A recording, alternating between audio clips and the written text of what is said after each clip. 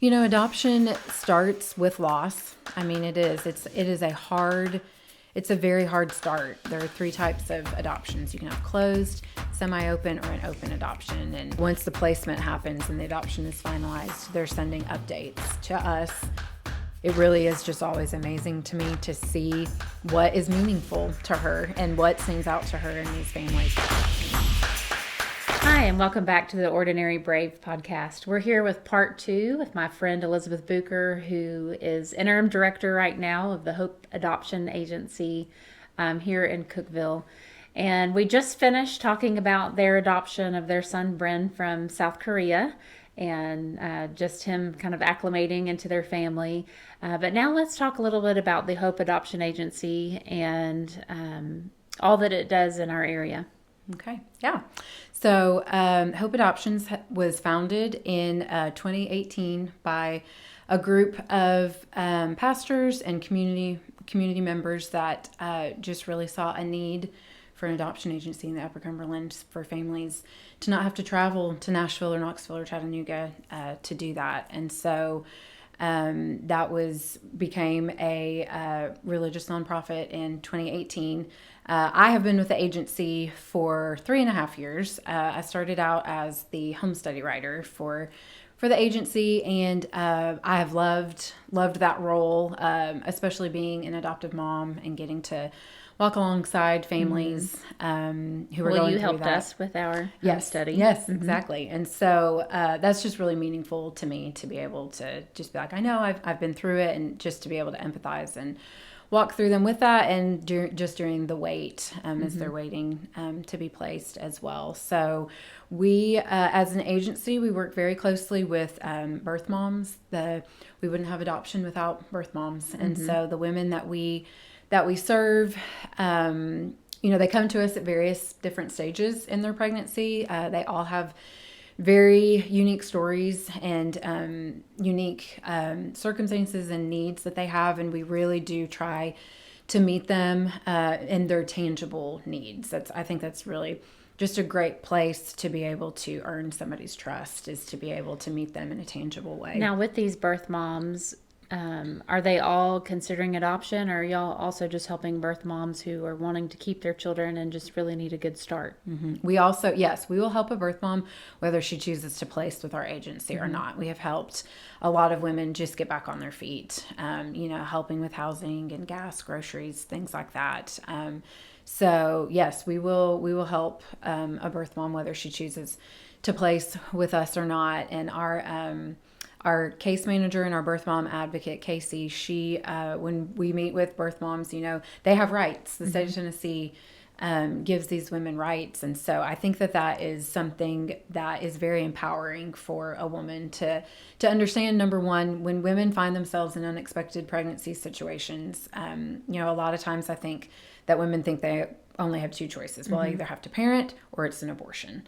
And we love to be able to be like, there's actually a third option, and you can make a loving plan for your child. And you have the right, the birth moms have the right to pick who the family is that would adopt. So I think that's very empowering for women whenever they find that out, that they have options and that they can dream for their child and help plan their child's future with their adoptive family, a forever family. So, and I love that y'all take that initiative there. And, as an adoptive mom, and I know you feel this with Bryn, especially having known his foster mom and all of that there is a sacrifice that's made on behalf of these birth moms. yes.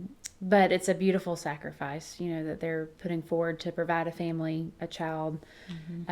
But I love that you all care about them, because they are a big piece of this adoption puzzle. Yes, they absolutely are. Yes. And so we work very closely with them. And then, of course, we're working closely with our waiting families as well. So when a family comes to us and they are wanting to adopt, they go through the home study process with us, and then they become a waiting family. And we provide trainings for them to just help prepare them for what adoption looks like. And talking to them about a relationship with a birth mom, educating them on there are three types of adoptions. You can have closed, semi-open, or an open adoption.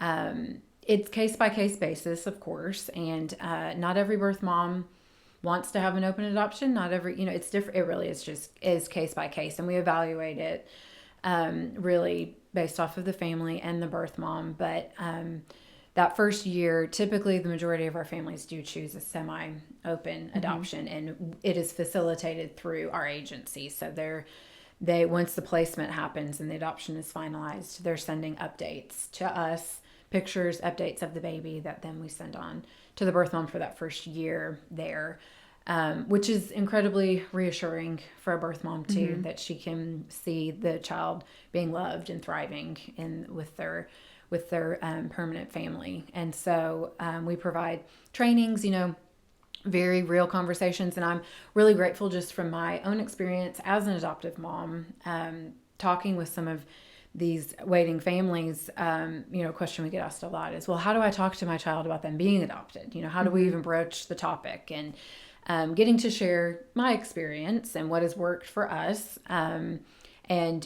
what the experts say, and just being open and honest with your child about that. But it's an intimidating thought, and you want to make sure you have all of the answers and that you get it right, and just being able to just have those kind of conversations with them, and really help them feel prepared for what that conversation would be like, and even how to talk about it with other people in their lives too. The fact that they have a child that's adopted. So we of course provide legal advice, legal counsel with our attorney that we work closely with, our local attorney, Dawn Fry, who works with us. And she's amazing. She is. We love her. She is such a gift to us. So working closely with those adoptive families while they're waiting to be placed, and then afterwards as well. We provide post-placement visits going into their home just to make sure, just to be a support, and just to make sure that they're doing well. And then we provide reports that go back to the court, back to the judge there. Now, are you guys, I know you're primarily placing infants with waiting families, but you all assist people who are adopting in other ways. Like, for example, you all did our home study. Yes. I mean, are there other examples where there might be older children? Like our child was, I guess, 5, I think, when ours was completed. So is it just generally home studies for older children, or just different situations? So we do provide home study services for families like y'all who are working with it's a private adoption that they're working with their own attorney.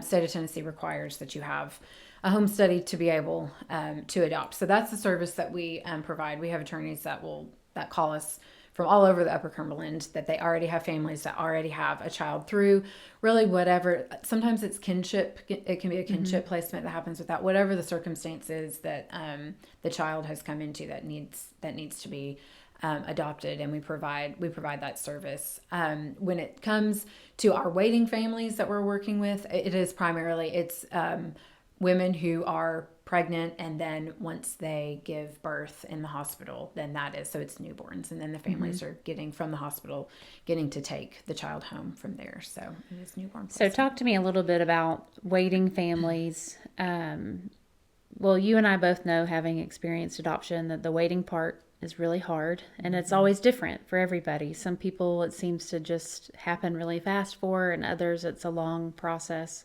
I think our adoption was almost 3 years long with our daughter.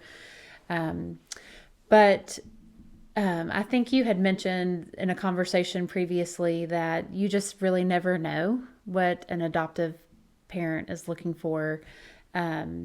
So they just kind of come in with these preconceived things, or sometimes they read somebody's application, I guess, or is there videos? Like what all does a waiting family have to do to be accepted, I guess? Yes. So they go through the home study process. It is basically, I tell people, it's basically your family's resume is what it is really to the birth mom. And we of course are background checking these families. We're finding everything out about them, from their health information, really from their financial situation, just being able to prove that they have adequate finances to be able to support and raise a child. We're going into their home, doing the home safety checklist just to make sure there aren't any safety hazards and that they have space for the child. Because we are a Christian agency, they're signing a statement of faith with us. They're sharing about their personal testimonies, just sharing about their childhood through interviews that we do with them, about how they met their spouse, just their family history and things like that. And then once their home study is complete, they make a shutterfly book, a photo book that birth moms view. Whenever our birth mom advocate meets with them, she will take the books with her for a birth mom to look at, or whenever a birth mom comes into our office, we have those displayed. We also have our waiting families have professional videos that are made as well, and we promote those on our social media, and they're also on our website. So we have had birth moms that have come in to meet with us, and they have been on our website, and they have watched the videos, and they have said, I'm really interested in this family. Can I meet them? Can I learn more about them? And that's when we would show them their book, and then we would set up a meeting potentially for the birth mom to meet with them. And it really is, like I've said, it really is just a case-by-case basis. It's very personal for these birth moms too. It really is just always amazing to me to see what is meaningful to her and what stands out to her in these families. When we encourage the birth mom to dream for her child, what is something that you want for your child that would be important for you? A lot of the birth moms say, I just want the child to be loved. And we can say with absolute certainty that will absolutely happen. But what else? I mean, do you want them to already have other siblings? Do you want them to be an only child? Do you want, and it's just always amazing and completely obvious that it is orchestrated by the Lord, who he brings, and how he just brings these people together, because it can just really be something even just so small that wouldn't, I look at it and I think, oh, that doesn't mean anything to me. But to her, that was huge whenever she watched that video and saw something that they said, something about where they live, that they have farmland, something like that just sticks out to her. And it just is beautiful. And so with our waiting families, of course, everybody always wants to know, well, how long is it going to take? And there's no way for us to predict how long it will be before a birth mom chooses them. I mean, we've had instances where a family's home study is approved and they were matched within 6 months. We have, I believe, our longest waiting family right now has been waiting with us for 3 years. We tell folks that it generally average is 2 years wait time. But I just always encourage the waiting families, that it is worth waiting for, because the way that we see how the Lord just brings the birth mom and how she chooses the family, there's just no other way to explain it, that it is the Lord, and it is his timing in the way that he just really just writes beautiful stories for the child and the family. Well, you mentioned that sometimes there is a meeting, they meet the birth mom, and I think that's scary for some people, meeting and actually getting that personal connection, and then it maybe not working out. But, adoption is one of those things. I mean, it's really hard to explain to people. I'm sure sometimes you might feel that way too, just about there's just an unknown there. Yeah, but it also requires just a full reliance on the Lord. It does. To trust him with the situation. I feel like the Lord grew me personally, but also our family just so much spiritually. Yes. When we went through both of our adoption processes. So it's hard, but it's also beautiful.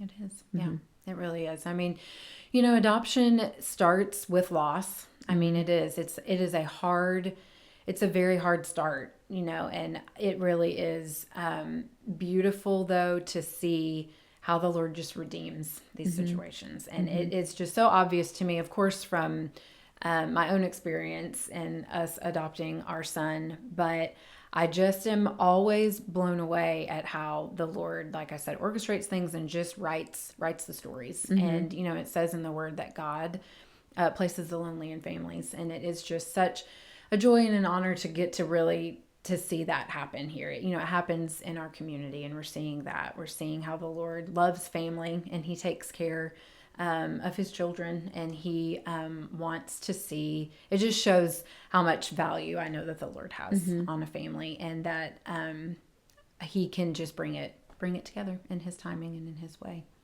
Now, I think you've mentioned in a previous conversation with me that you aren't just helping people in Cookeville, that you're reaching other families in Tennessee and then also beyond Tennessee, correct?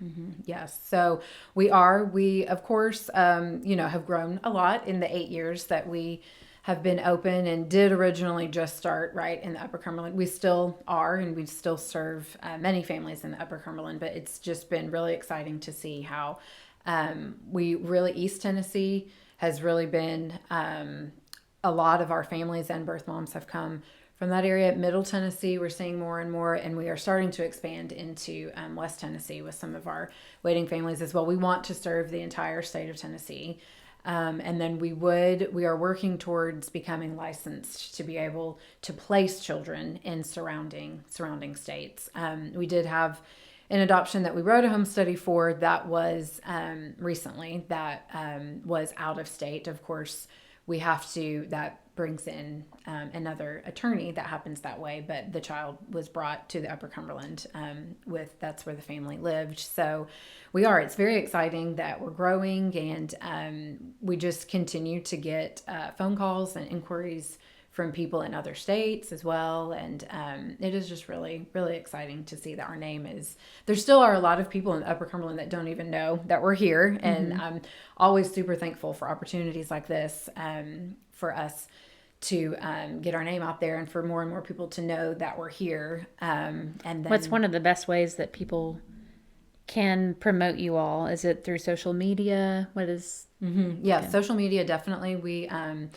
We are really growing our platforms there. So yeah, following us and sharing just events that we have coming up, and just sharing some of the things that we post, and even helping to share. We highlight waiting families that we have on our social media too, and yes, just sharing through our social media outlets.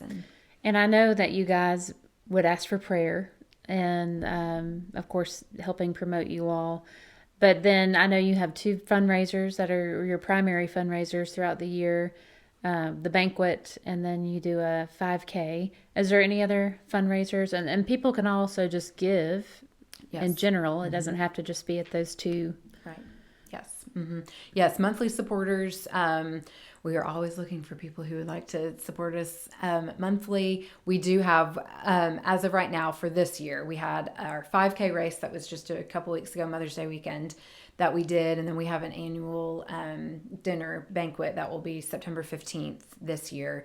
It's a great opportunity for us to get to, as an agency, it is very important to us, as you mentioned before. There is just a lot of misinformation about adoption and what it is, and there's still a stigma around adoption and birth moms. We say that phrase. Obviously, I work in this field, and that's just part of the verbiage that we use. But what is a birth mom? And we really do like to use our banquet to get to help educate and just inform and just let people know what we do and what our services are. It's very important to us that we keep our fees very reasonable. We want adoption to be accessible to families. The national average for an adoption right now is $50,000, and we are well below that. And we are able to do that because of fundraising that we do, because of generous supporters and church supporters that we have, and that is just very important to us. We don't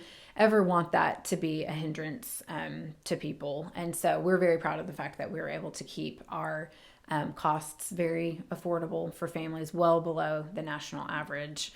And so, yes, we just would love for people to just know more about our mission and what we're doing, and attend our banquet as well. We are always looking for volunteers as well to help us with especially those 2 events that we have.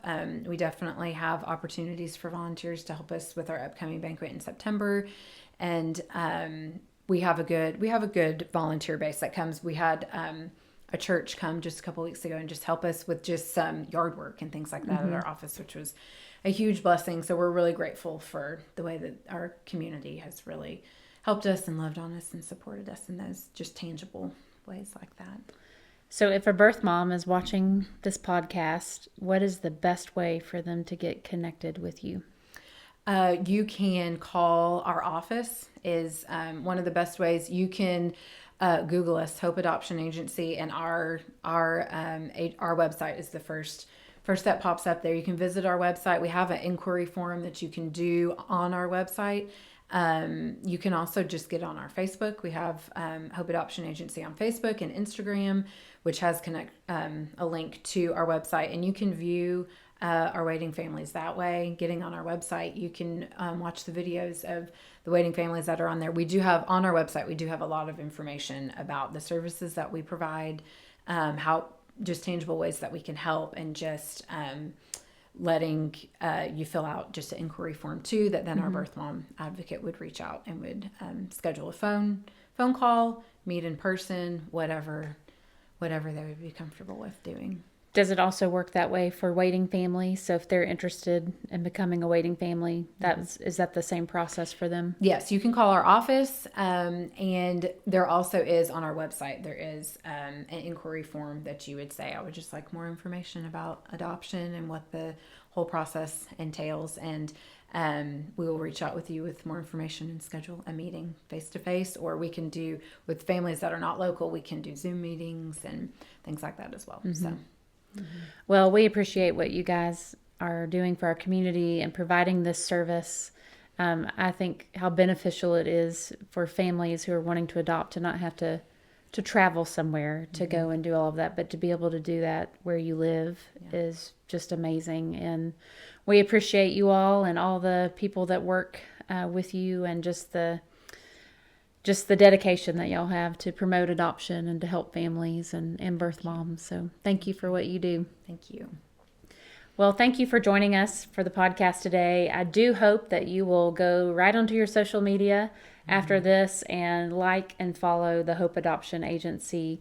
And then also feel free to share this podcast with others, especially if they're interested in adoption. We want more and more families to know that this service is available right here. Well, we hope that you have a great day.